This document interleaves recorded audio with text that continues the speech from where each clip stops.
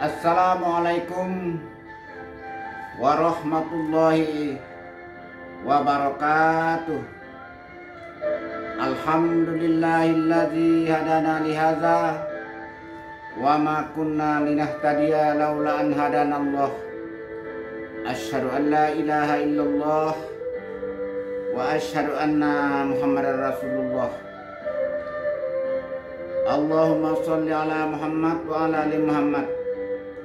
A'udzu billahi minasyaitonir rajim.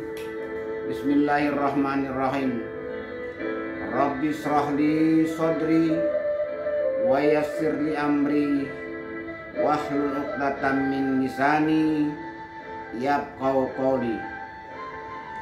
Para pencinta hukum adat Melayu Jambi yang saya hormati, para calon pimpinan Tanah Sebingkah Payung Sekaki Ai Sititik Telaga Rahmat Pucuk Jambi 9 Lurah. Pucuk Jambi mempunyai 9 hukum adat Besanisara. Pucuk Jambi mempunyai piagam Bugis Guntang yang isinya 9 pucuk.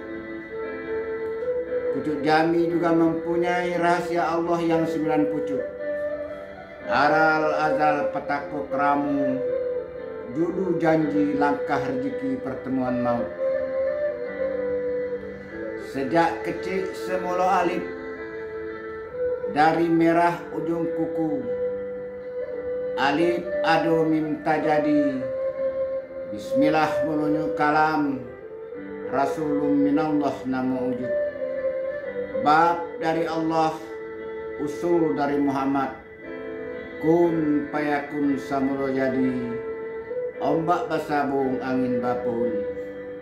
Mulio hati lautan paham, lubuk akal tepian jiwa, duduk tegak dalam adab, gerak gerik dalam sopan.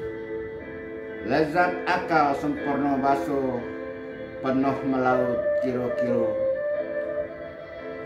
Menimbulkan hak, kewajiban dan kewenangan.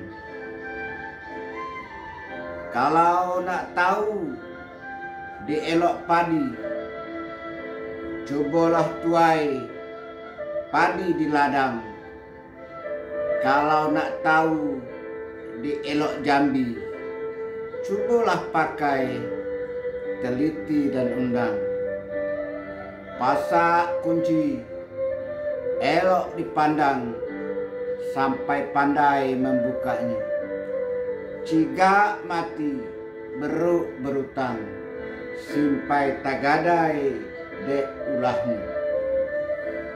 Para pencinta hukum adat yang saya muliakan, kepada saya diberitahu oleh teman bahwa sekarang terjadi revolusi di LAM. Ada seorang oknum LAM yang mengatakan bahwa adat itu adalah nama orang yang berasal dari Minangkabau merantau ke Jambi. Sedangkan taliti adalah nama orang Jambi berkenalan dengan orang yang bernama adat. Ini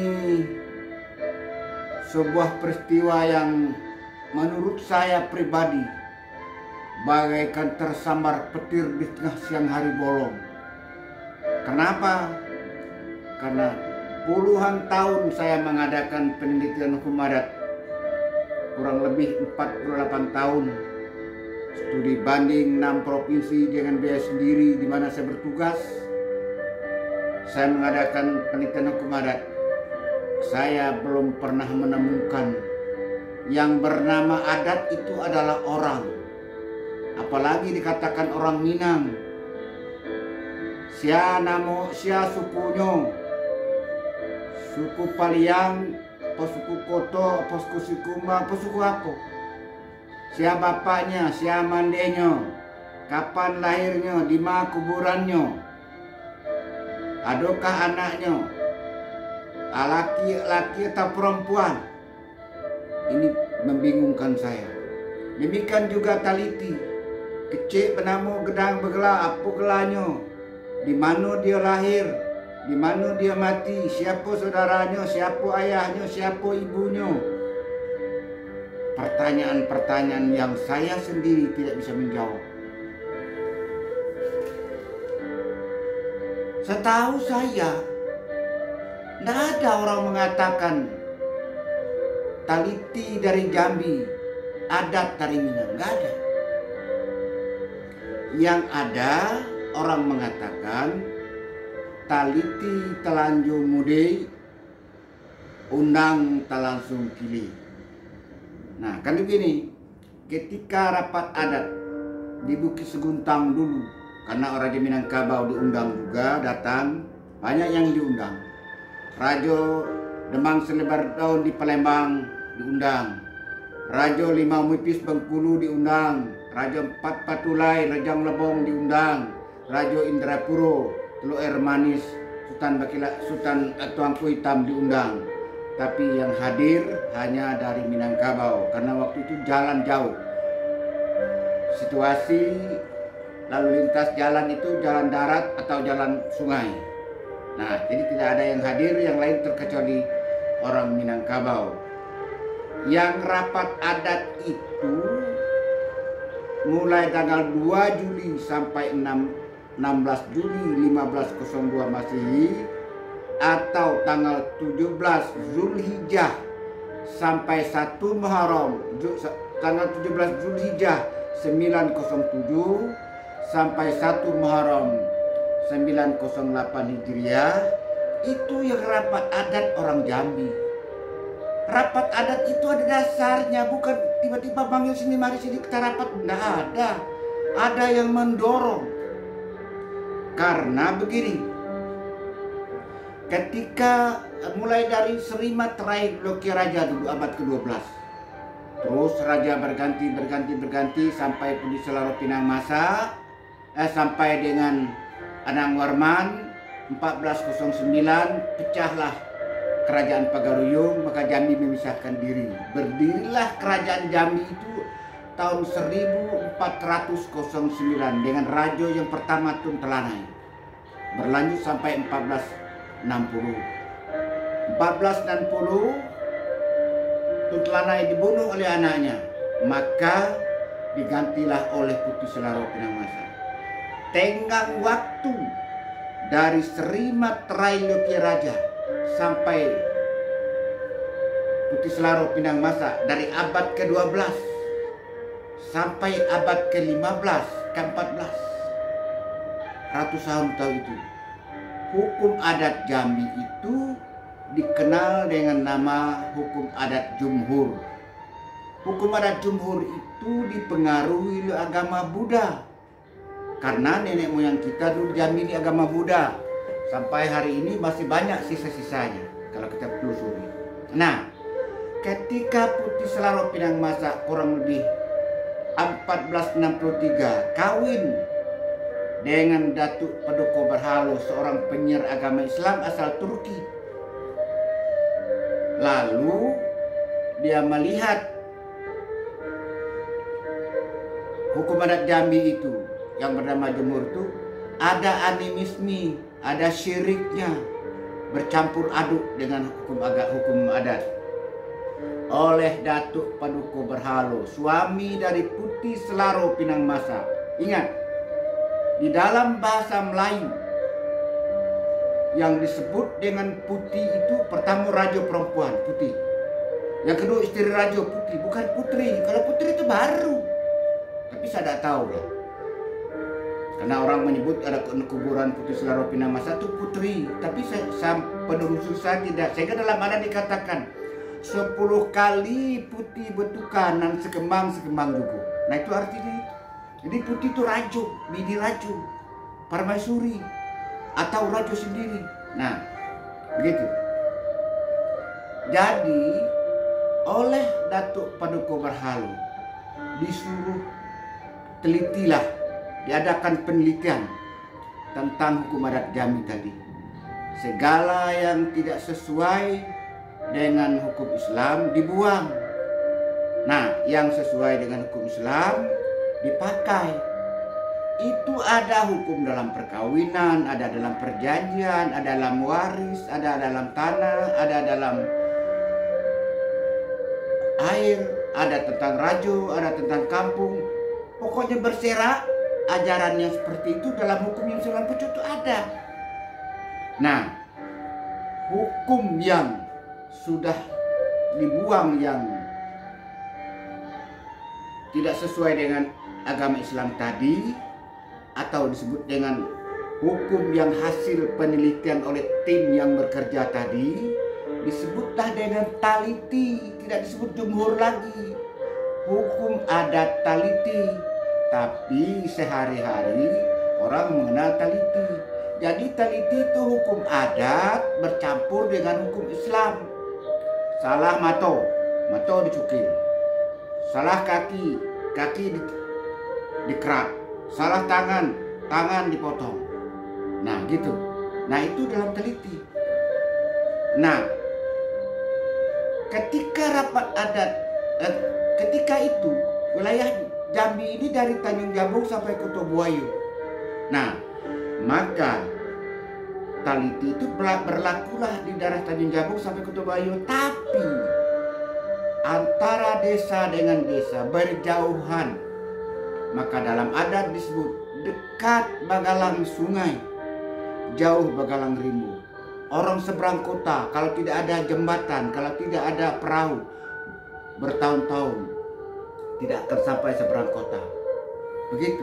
Walaupun ada keluarga dia sendiri di sana, karena jauh, karena ada galang, ada jembatan. Nah, karena itu hukum taliti tadi berlaku di beberapa tempat.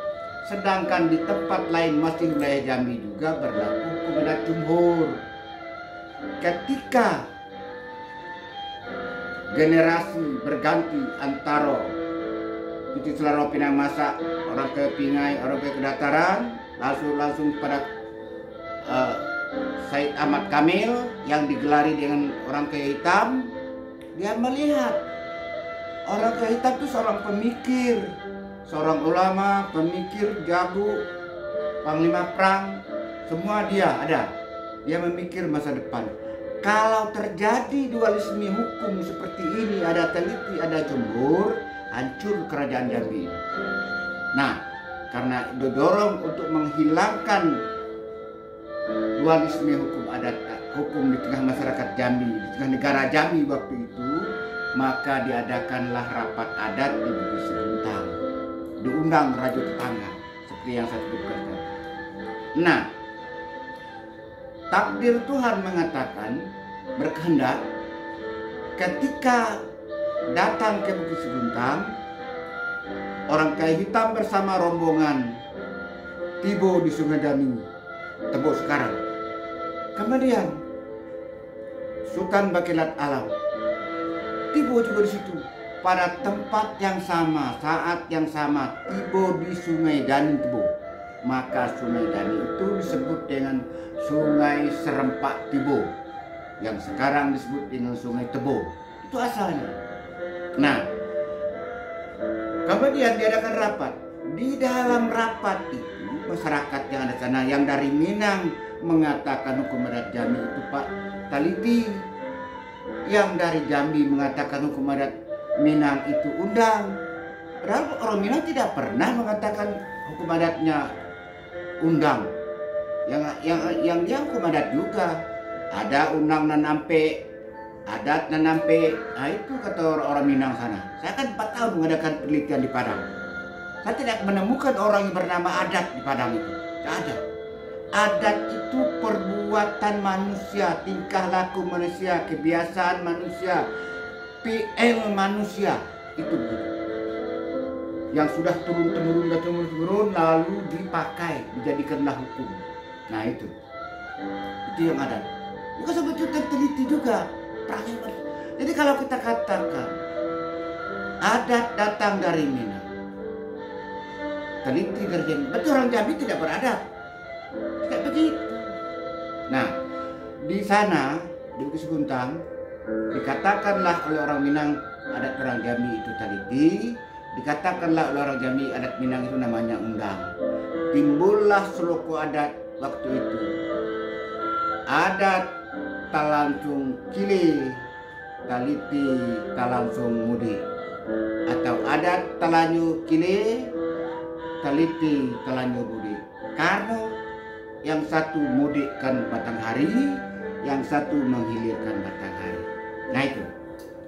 Kemudian 30 tahun setelah itu terjadi rapat adat di Kerinci, di Bukit Senja Laut. Kenapa? Karena mulai dari Serimatrai Luki Raja sampai 1526 Merangin dan Kerinci belum masuk wilayah Jambi, masih di bawah bendera Pagaruyung.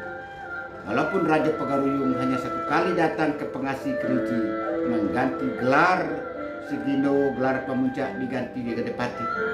Itu terjadi kurang lebih tahun 1350 masih Adik Tuarman datang dari Pagaruyung datang ke Kerinci. Setelah itu tidak ada.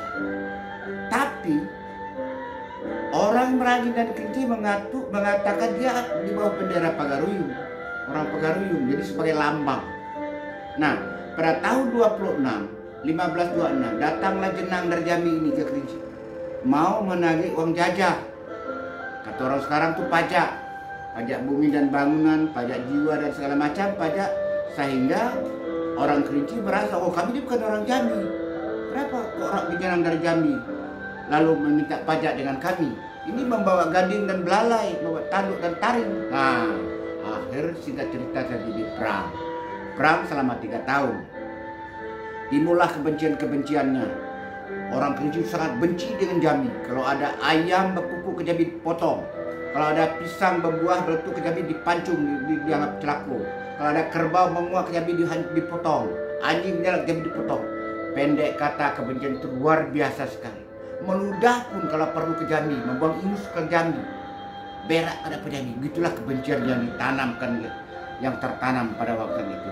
Singkat cerita, 1526 tertangkap yang Bungkuk dan dibawa ke Jambi, maka Jambi mulai saat itu masuk ke bawah wilayah Kerinci, Kerinci dan Merangin waktu itu masuk ke wilayah Jambi.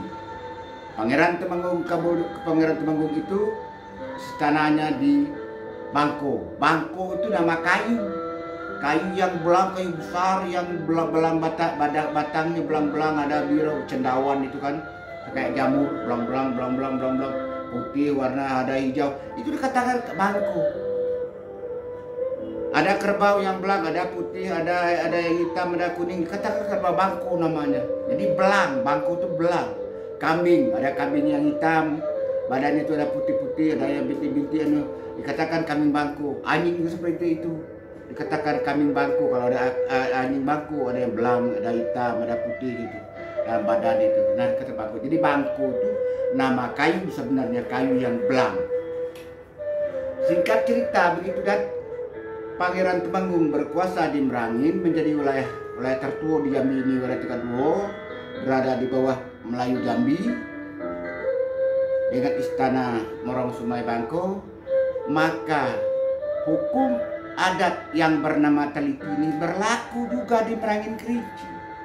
Sementara Kerinci berlaku undang sejak dari Serimatrai Luki Raja sampai 1526 itu. Maka terjadinya dualisme hukum. Akhirnya oleh Induk 6 Mana 10 mengusulkan kepada Pangeran Temanggung agar mengusulkan kepada Raja Jambi diadakan rapat adat di Bukit Senja Laut dengan tema menyatukan undang dengan teliti. Jadi untuk menghapus dualisme, akhirnya terjadilah rapat adat di Bukit Senja Laut pada tahun 1530 Masehi. Nah, setelah rapat adat itu apa terjadi? Timbullah seluku adat di tengah masyarakat. Undang tibo dulu, taliti tibo kedian. Maksudnya di Merangin dan Kerinci itu. Undang sudah lama mereka pakai, teliti baru. Nah, ada lagi yang mengatakan undang datang bataligial, taliti datang balantak taju. Jadi undang itu dibawa orang dari Minangkabau ke Kerinci dan Merangin dengan jalan kaki pakai gale panting. Jadi taligial namanya di sini nih. Ya ikan di baut taligial, kalau sini tali gale. Nah, di kampung saya dulu banyak itu. Orang menggalai kayu manis ke kerinci. Nah itu dikatakan seperti itu. Undang datang batalegial, teliti datang belantak taju. Maksud belantak taju itu bawa perahu berhenti, ditambatkan buat tambangnya, dilantak tebing itu dipukul, tambangkan biduk di sana, begitu. Ada lagi istilah yang mengatakan teliti datang jalan kaki lewat darat. Undang datang jalan kaki dari darat, teliti datang lewat sungai kemudian. Itu macam-macam istilah. Itu sebagai pertanda, sebagai bukti bahwa benar di Merangin dan Kridi itu dulu di bawah Pagaruyung, bukan bawah Jambi. Nah, dengan adanya suku-suku ada seperti itu. Yang tadi saya katakan teliti terlangsung mudik, undang terlangsung kilit, itu membuktikan bahwa benar terjadi rapat adat di Bukit Seguntang, bukan di Bukit Seguntang-Guntang, gitu. Nah, jadi yang saya tahu tidak pernah ada yang bernama adat itu adalah orang, apa jantan apa betina, tidak pernah. Demikian juga teliti yang bernama orang juga tidak pernah. Apalagi berkenalan yang si undang dengan teliti membuat sesuatu, bagaimana caranya? Ada prosesnya Mbak Tukung. Adat dan teliti itu dulu lahir sebagaikan jalan setapak di tengah rimbo. Mulai manusia ada di Jambi ini 10.000 tahun yang lalu. Berproses, maka dikatakan alam terkembang jadi guru. Mereka belajar dengan alam. Nah, berproses baru terbentuklah ini hidup bermasyarakat. Nah, tidak sempat saya menguraikan. Kalau saya uraikan tentang hukum pidana purba sampai terjadinya hukum bangun itu ada 9 kali. Itu karena proses-proses tadi itu. Nah, para pencinta hukum adat yang saya muliakan, saya ini dulu mantan hakim, 30 tahun menjadi hakim, pernah jadi ketua pengadilan negeri 2 kali, di Maros, Sulawesi Selatan, di Curug. Di Jambi tidak ada. Di Jambi saya bukan siapa-siapa. Kalau di negeri orang saya Puyo Gading, tapi di Jambi Puyo Saro. Tidak ada harga. Nah, begitulah. Tapi ingat, di Indonesia ini atau di perguruan tinggi, seluruh perguruan tinggi di Indonesia ini yang ada fakultas hukum pasti mempelajari hukum adat. Tidak ada yang mengatakan adat itu nama orang. Semua fakultas yang ada di Indonesia ini, yang ada fakultas hukumnya, universitas saya yang ada fakultas hukumnya, pasti belajar hukum adat. Tidak ada yang mengatakan hukum adat itu nama orang. Malah di dalam Undang-Undang Dasar pun disebutkan pasal hukum adat itu ada. Masyarakat hukum adat. Pasal 18 ayat 2 Undang-Undang Dasar 45. Negara mengakui dan menghormati masyarakat hukum adat. Hukum yang tidak tertulis, bukan hukum orang. Bukan nama orang itu. Itu. Beserta hak-hak tradisional. Ingin saudara ketahui bahwa Bapak Hukum Adat Indonesia ini orang Belanda nama, yaitu Profesor Dr. Mester Peter van Vollenhoven. Dialah Bapak Hukum Adat Indonesia. Dia menulis buku Adat Rit namanya. Hukum Adat. Dialah yang membagi Indonesia ini sebanyak 19 wilayah hukum adat atau 19 kukupan hukum adat. Antara kukupan yang satu dengan kukupan lain berbeda-beda. Ada perbedaan. Nah, kalau Jambi ini masuk dalam kukupan adat Melayu. Tidak pernah dia mengatakan adat itu nama orang. Tidak pernah. Saya seumur hidup saya baru kali sekarang inilah ada kawan memberitahu, loh, Bapak pernah nonton video Janun? Enggak pernah. Dia berkata itu nama orang. Loh, ini revolusi macam apa ini yang terjadi? Itu kan revolusi artinya. Nah, tapi biarlah. Berbeda pendapat, mungkin itulah rahmat. Kepada yang muda-muda, silahkan teliti. Silahkan dipelajari baik-baik kepada Jambi. Yang penting amalkan kepada Jambi. Jangan terlena dengan nama orang, jangan oleh teliti. Tapi amalkan menjadi jati diri kita kepada Jambi. Begitu. Jadi dari 19 wilayah hukum adat Jambi tidak ada yang mengatakan adat itu nama orang, taliti itu nama orang. Semua orang bisa diadat-adat, beradat, pakai adat. Karena adat itu tiga laku, sebuah perbuatan yang berulang-ulang. Nah ini, kita kembali kepada perbuatan berulang-ulang. Di dalam hasil penelitian saya, baik di Riau, di Minangkabau, di Jambi, di daerah Sulawesi Selatan, Palembang, Lampung, Jakarta, Betawi, kalau orang mengatakan adat keempat, pasti urutannya yang pertama adalah adat yang sebenar adat. Yang kedua, adat yang teradat. Yang ketiga, adat yang diadatkan. Yang keempat, adat istiadat. Yang pertama dan kedua bukan buatan manusia, tapi sunatullah. Yang ketiga dan keempat dari manusia, buatan manusia. Ini adat yang sebenar adat. Kalau kita membaca buku yang ditulis oleh Lam Provinsi Jambi pada tahun 1993 dan tahun 2001 yang mengenai adat yang empat, disebutkan ke sana itu hukum dasar. Di Padang juga dikatakan hukum dasar, di Riau juga hukum dasar. Saya pribadi secara akal sehat mengatakan itu hukum dasar. Kalau negara Republik Indonesia ini punya sumber hukum adalah Pancasila. Jambi dulu sebagai negara, sumber hukumnya adalah Pucuk Undang-Undang 5 ini. Titian treh tangga batu, cermin gedang nentak kabur, lantak dalam nentak goyah, kaping dak tegansu, kato mepakat, dak lapuk di hujan, dak lekang lekang. Itu sumber hukum.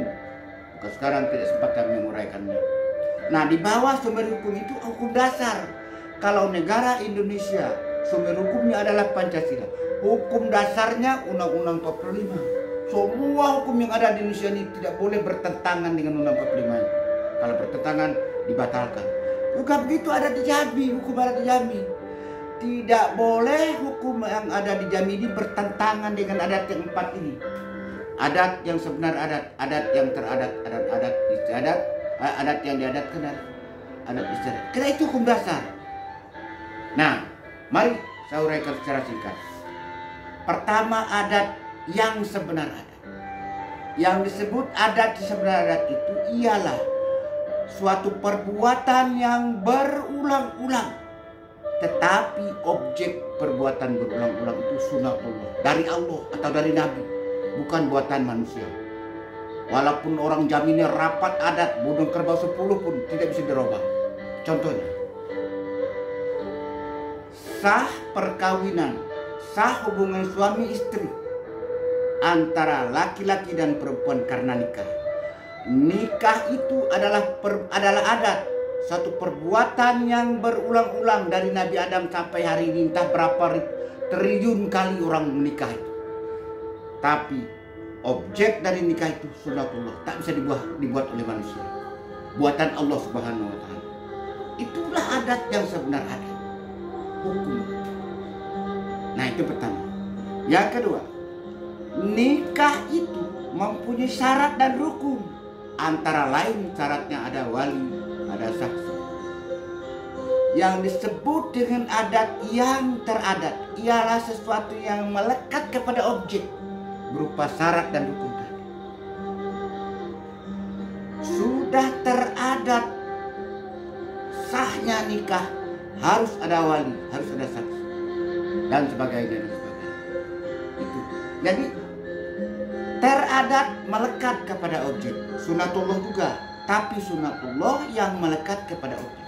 Jadi adat yang teradat ialah perbuatan yang berulang-ulang dilakukan manusia yang berupa sifat, tapi sifat itu melekat kepada objek, itu nikah tadi. Jadi saya ulang balik, kalau adat yang sebenar adat ialah perbuatan manusia yang berulang-ulang, tapi perbuatan ulang-ulang itu adalah sunatullah, yaitu nikah. Misalnya banyak yang lain, bawa ke sholat juga bisa, bawa ke puasa juga bisa. Semua tingkah laku manusia itu akan masuk kepada yang empat ini. Nah, kemudian yang kedua, adat yang teradat, perbuatan yang berulang-ulang, Tapi perbuatan yang berulang itu melekat kepada objek, bersifat pada objek. Contohnya tadi, sudah teradat sahnya nikah harus dengan saksi dan wali. Sahnya sholat harus ada ngambil wudhu. Jadi ngambil wudhu itu adat yang teradat. Sholat adalah adat yang sebenar adat. Ngambil wudhu adalah adat yang teradat. Wudhu itu sunatullah, sunatul rasul, bukan kita yang membuat. Jadi ingat, yang disebut dengan adat yang sebenar adat dan adat yang teradat adalah sunatullah, bukan buatan manusia. Tidak bisa dirubah-rubah, tidak bisa ditambah, tidak bisa dikurangi. Itu keliru. Kalau ada yang pendapat bisa dikurangi, bisa ditambah, itu keliru. Itu hukum dasar, tidak bisa. Semua persoalan hukum masuk ke sana. Itu buatan Allah, kasarnya buatan Allah, tapi dalam agama disebut sunatullah atau sunatul rasul. Nah, yang ketiga adalah adat yang diadatkan. Adat atau perbuatan yang berulang-ulang, tapi manusia yang membuat perbuatan itu bisa dirubah dari belakang menari. Kalau kita ambil kepada perkawinan tadi, contohnya dalam perkawinan, orang menikahkan anak, sudah teradat, sudah diadatkan orang mengundang tetangga kiri kanan supaya orang tahu anak kita kawin. Itu mengundang tetangga kiri kanan itu adat yang diadatkan agar besok 2 Juli ini berjalan tidak dicurigai orang. Undang 20 pasal itu hukuman-hukuman yang ada dalam ada hukum bangun, hukum pampas, hukum deno, hukum rajab, kalau hukum deno, hukum cuci kampung dan sebagainya. Itu adat yang diadatkan, dibuat oleh umat manusia. Ada perempuan istri orang berselingkuh, diadatkan kalau perempuan berselingkuh disebut ayam betino benci kesangka. Kalau dia bercerai, istri yang memberikan meh suami yang disimpan itu kepada jantan lain berselingkuh, dia tidak mendapat harta bersama, harta sekutu milik yang jantan. Dan dia sudah diadatkan, dihukum gitu, dihukum melanggar pasal 10 ayat 4, salah pakai bawa mani, kena beras 20, kambing 1 ekor, kecil babatu gedang babungkal, didenda dengan emas sekian gitu. Itu adat yang diadatkan. Jadi adat yang diadatkan itu manusia yang membuat. Satu saat mungkin dirubah dengan kesepakatan. Jadi adat yang diadatkan itu adalah hasil kata mufakat, hasil kata mufakat yang ada dalam pucuk undang. Karena kata mufakat itu adalah sebuah perjanjian. Di dalam hukum dikatakan, apabila perjanjian dibuat secara sah, maka berlaku sebagai undang-undang bagi pembuatnya. Nenek moyang kita mengadakan adat yang diadatkan, maka kita anak cucunya berlaku sebagai undang-undang yang dibuat oleh nenek kita. Kalau kita masih mengakui nenek kita itu juga. Kalau tidak robah nenek, jual, tukar dengan nenek orang, cari nenek yang gagah dikit. Itu nenek kita orang Jambi begitu. Kemudian yang keempat, adat istiadat. Adat istiadat ini berdasar dari budaya, dari perangai kita, dari perbuatan kita. Cuma hukum juga menjadi tatanan nilai kita. Budaya orang disuruh berbuat baik kepada orang.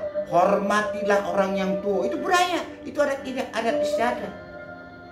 Kasih sayangilah orang yang muda. Harus tolong menolong kepada orang. Jangan ketawa melihat orang dapat musibah. Jangan iri kalau kawan dapat rahmat. Itu adat yang diadatkan. Di dalam perbuatan sehari-hari ada perempuan bunting gadis. Lalu diadakan acara proses adat, baca surat Yusuf.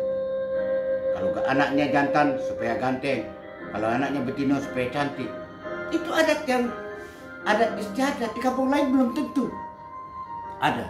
Ada orang mati dikerjakan turun hari, 7 hari, 3 hari, 4 hari, 7 hari, 14 hari. Itu adat yang diadatkan, adat istiadat. Itu. Nah, itu tadi orang berjalan, pergi berjalan. Ada adat istiadat yang diajarkan oleh nenek moyang kita. Berjalan harus berganti. Jalan seorang bawa hilang. Jalan berdua lawan bicara. Jalan bertiga lawan beruning. Jalan berempat membawa berterbalik. Jalan berlima boleh mempakan. Itu adat yang diadatkan, adat istiadat. Banyak dalam perangai. Sampai mengupas pisang pun ada adat istiadatnya. Pisang dikupas, bedakan dengan beruk derimo menjadi hutan. Kalau beruk derimo itu dapat langsung dikupas, langsung ditelan dikunyahnya. Kalau manusia tidak, dengan adat dan adab diambil pisang, lalu dikupas. Adat yang sebenar adat yang pertama. Yang kedua, adat yang teradat. Yang ketiga, adat yang diadatkan. Yang keempat, adat istiadat. Baru diambil dengan kanan-kanan dan tidak boleh sambil berdiri, tapi harus duduk. Bismillahirrahmanirrahim. Pisang dikupas, dimakannya pelan-pelan. Itu adat istiadat. Dalam bahasa juga seperti itu. Anak saya datang ke saya, "Pak, kamu nak kemana hari ini, Pak?" "Kamu," katanya. "Nah, dong, kenapa?" "Namanya mobil, Pak, pasar." Bilang. Itu di Jambi. Kata-kata kamu bagi saya sudah terbiasa. Biasa-biasa saja, tidak masalah. Karena adat istiadat begitu. Tapi jangan di sungai penuh, di Kerinci. Kalau di Kerinci, walaupun anak saya berkata kepada saya di Kerinci, didengar orang, "Pak, kamu nak kemana, Pak?" "Saya tidak punya mobil." "Oh, saya tidak marah." Orang di sekitar yang mendengar itu berkata dengan saya, "Hei, kamu ini kurang ajar. Bapak kamu saya kamu bilang kamu." Gitu. Orang sangat kasar, adat istiadat Kerinci sangat kasar kata-kata kamu. Maka orang Kerinci menyebut kayo. Jadi kalau mau kayo, balik ke Kerinci. Jangan cari daerah lain. Di dunia ini hanya di Kerinci orang bisa kayo, yang lain tidak bisa. Nah, itu adat yang keempat. Jadi pada kesempatan ini saya hanya ingin mengulangi saja. Menurut saya pribadi, nama adat bukan nama orang, tapi perbuatan manusia yang berulang-ulang. Karena dulu sebelum orang kenal bahasa Arab, itu disebut kebiasaan. Itu kebiasaan. Kebiasaan kampung kawan begini, kebiasaan kita begini, gitu. Ketika orang Jambi berkenalan dengan bahasa Arab, rupanya kebiasaan itu ada kata-kata dalam bahasa Arab. Jadi kata adat itu berasal dari bahasa Arab, berasal dari adah atau adat tatanis, artinya perbuatan yang berulang-ulang atau kebiasaan-kebiasaan. Secara ilmiah dia terbagi pada 3 pengertian. Pertama, adat dalam arti budaya yang saya ceritakan tadi. Kampung A beda dengan kampung B budayanya. Orang Kerinci berbeda dengan Merangin budayanya pada berdekatan. Orang Merangin dengan Bungu berbeda budayanya dengan Bangko. Nah, hal berdekatan Bungu dengan Tebo berbeda budayanya. Sekampung saja berbeda-beda. Adik kakak saja berbeda-beda. Itu namanya adat dalam arti budaya.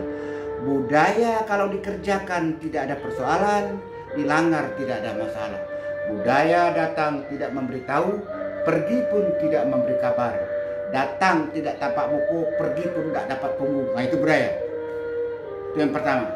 Yang kedua, adat dalam arti etika, dalam arti sopan santun. Kalau kita kerjakan bagus, kalau tidak kita kerjakan kita dicela orang. Tidak dihukum tapi dicela. Saya sudah tua, umur 74 tahun. Pergi sholat Jumat, pakai celana pakai baju kaos, pakai celana jeans, rambut tidak pakai kopiah, pergi ke masjid. Tidak ada masalah kalau dari segi keabsahan sholat. Pakaian saya bersih, sholat menghadap kiblat sama dengan orang. Boleh-boleh saja, tidak ada masalah. Tapi dari budaya, dari adab dan sopan, mata orang pada melalak melihat saya. Ada yang berkata sambil bisu-bisu. Mungkin ada yang berani juga ngomongnya. Pak Motar, woi, awaklah tua umur 74 tahun, sudah mencium tanah, entah besok mati. Janganlah pakaian seperti itu, pakaian seperti preman kemarin. Pakailah baju sarung, baju koko, pakai kopiah. Itu adat dalam etika. Kalau kita mau pergi ngelawat orang, kita pakai kopiah, kita pakai baju koko yang sopan. Itu budaya. Adat dalam arti budaya. Jadi adat dalam arti budaya itu ada yang didorong oleh agama, dia timbul, ada yang didorong dengan laku perangai kita sehari-hari. Itu adat. Saya kemarin 2-3 hari yang lalu saya mengatakan di diri dia nanti ada 30 butir jati diri mahasiswa Jambi, saya bilang. Itu dari budaya tadi dan jati diri tadi.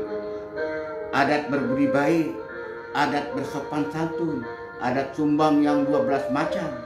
Itu saja saya kuliahkan saya. Itu dan semuanya adat istiadat. Kita berkata kepada orang harus sopan santun. Itu adat istiadat. Kalau kita tidak sopan santun, apalagi mendukung? Tidak.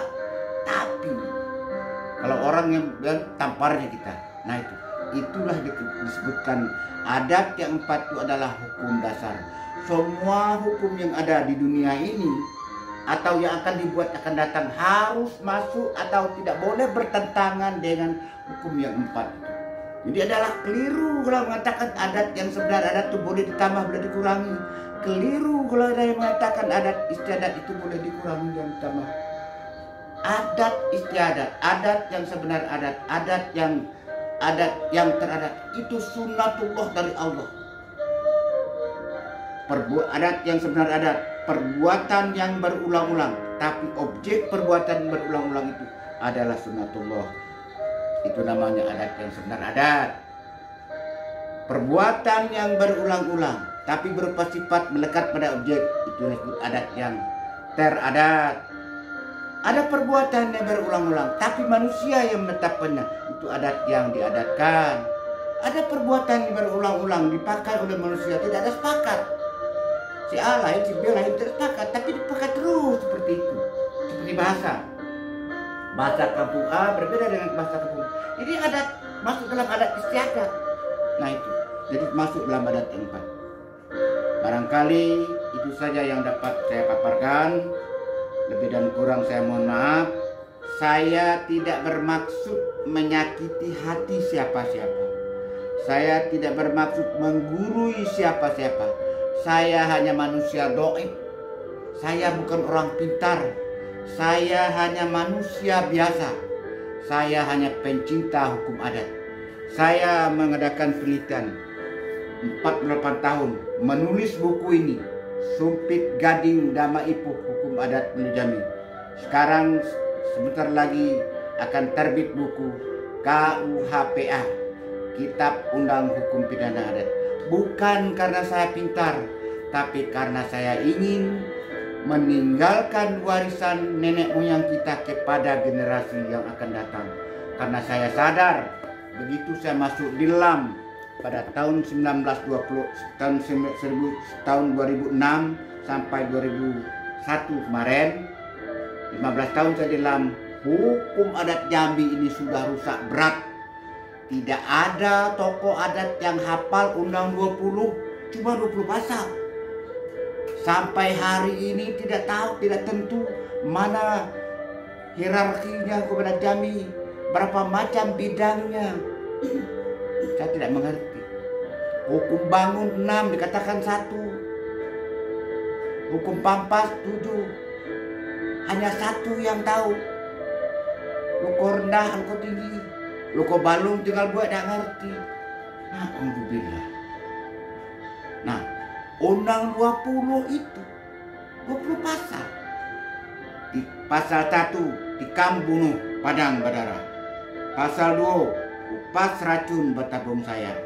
Pasal 3 samun sakal tegak di bati. Pasal 4 sio baka puntung berasa. Pasal 5 maling curi dinding berlubang. Pasal 6 rebut rampeh mato belala. Pasal 7 sumbang salah laku perangai. Pasal 8 dago dagi memberi malu. Pasal 9, anak salah, induk salah larang patang. Pasal 10, anak salah kisah baginjing. Pasal 11, mati dibangun ganti nang hilang. Pasal 12, luko dipampeh jangan debatau. Pasal 13, balu ditepung tawa sedingin. Pasal 14, amun mati tukul bagalu. Pasal 15, ambak salah lembaga nempuh. Pasal 16, utang bautang pancarian. Pasal 17, uluk gadai janji semayu. Pasal 18, ambak agu tawa congkak cekil. Pasal 19, solo sawa unang lalu. Pasal 20, ternak kanang malam umuladang pagasiang.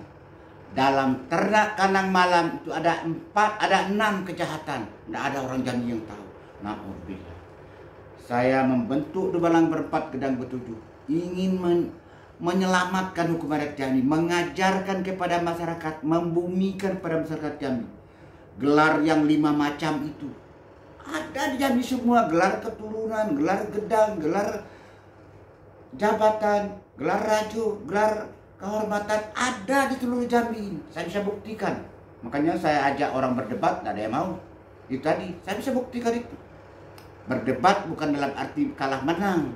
Berdebat dalam arti memperbaiki yang salah. Kita kumpulkan yang benar, lalu kita bukukan. Itu kita tinggalkan kepada anak cucu kita. 50 tahun ke depan, generasi muda mesti ingat kepada kita dan tidak mencaci kita duduk di dalam 15 tahun kayak saya. Itu maksud saya, mengajak orang berdebat. Bukan mengata pintar, bukan. Kalau tidak ada pintar, mana saya pintar. Nah itu, barangkali itu saja yang dapat saya paparkan. Mudah-mudahan ada gunanya. Sudah saya paparkan segalo nandape. Sebaris dak lupo, setitik dak hilang. Ko ado nan talinung di balik daun. Tinggal dihunut bakal lamu. Bukan memelau paneh dilekuk. Bukan bakuak mandi bakumpai. Kok kurang suko dituku, kok hapat suko diturang. Suko kok bungkuk suko dilurus bena. Suko diuleh panjang di kampuh liba. Alam terkemang menyudahi. Tamat kaji kitab dilingkup. Tamat gayung pedang diletak. Hikayat habis sengketo sudah. Sah samo belunjo, batal samo diampang. Terserah kepada ombak nan basabu. Di situ sisik telunggu tulang balambun yang tinggal untuk nan pandai. Titik air bisa batau, orang sekapal duduk temenung. Dalam kelam iluk belampu, nan setitik jadikan laut, nan sekepal jadikan gunung. Alam terkembang jadi guru. Balam terbang ke muka pintu. Padi sulit apo dimakan. Alam terkembang jadikan guru. Bumi dan langit ada di dalam. Yang benar apa yang saya katakan sekarang. Dari Allah yang Maha Kuasa. Yang memberi nyawa dan rezeki. Segala yang salah yang saya katakan adalah dari saya Mukhtar Agus Khalif Esa Adipati Cindigo Anggoraju. Saya adalah manusia dhaif yang lemah, yang tidak paham apa-apa kalau bukan petunjuk Allah Subhanahu wa taala. Saya akhiri dengan Assalamualaikum warahmatullahi wabarakatuh.